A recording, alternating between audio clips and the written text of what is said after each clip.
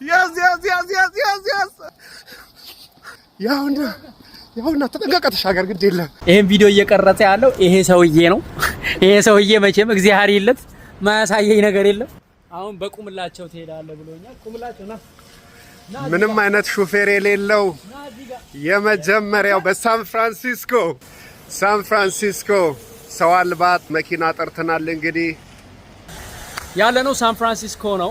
አሁን አዲስ ነገር ለመሞከር በዝግጅት ላይ ነኝ። ለዓለምም አዲስ ነገር ነው፣ በኔ ህይወትም አዲስ ነገር ነው። ግን ፈርቻለሁ።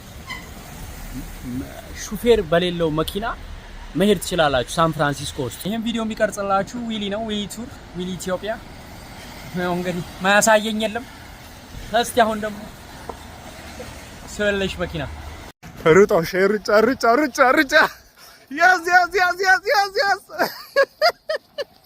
ያዘው ቆምላቸው እንዳያመልጥሽ።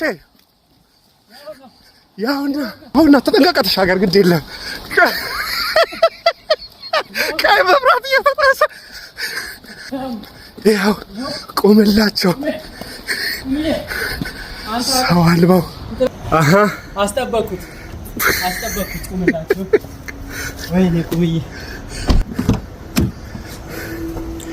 በስም ይኸውልህ ጉድ አፍተርኑን ዊሊ ይላል። ይኸው በስሙ ነው። በቃ ስታርት ራይት ጋሼ ማይ ጋድ ጋሼ ሶ ስኬሪ ጸሎት እናድርግ መጀመሪያ። እንደዚህ ሰው በሌለው ነገር ሲከር ጸሎት ያስፈልጋል። ይኸውልህ ጎረቤት ጓደኛው ቆምላቸው ያለፈ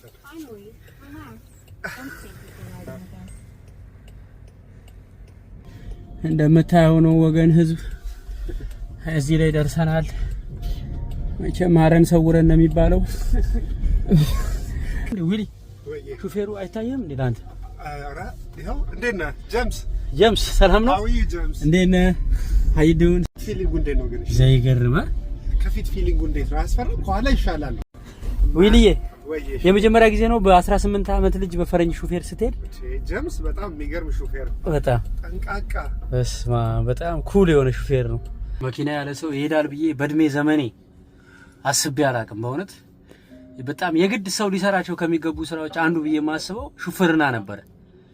ግን ያው በዚህ መተውብናል፣ ምንም ማድረግ አይቻልም። ስለዚህ ለአዲሱ ዘመን ራሳችንን ከኤአይ ጋር እንዴት አዋህደን ነው ወደፊት ልጆቻችን አዲሱን ዘመን የሚያሸንፉት ምን ቢማሩ ነው የሚለው ለብዙዎቻችን የቤት ስራ ነው።